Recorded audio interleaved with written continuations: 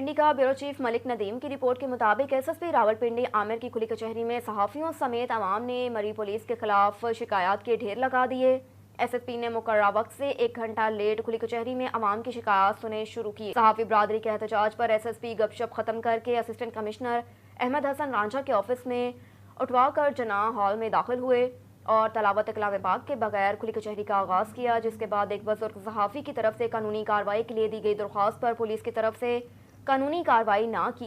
शिकायत की, जिसके बाद मरी के सीनियर सहाफ़ी राशिद मुगल को मरी के नाम नहाज सियासी समाजी तंजीमों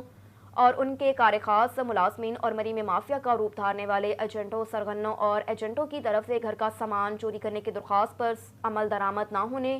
और सीनियर सहाफ़ी राशिद मुगल पर हमला करने वाले मुर्तज़ा अब्बास और वाहिद मुस्तफ़ा की तरफ मुसलसल जान से मार देने, हमला करने के खिलाफ दी जाने वाली दरख्वास्त पर मरी पुलिस की तरफ से कानूनी कार्रवाई ना करने की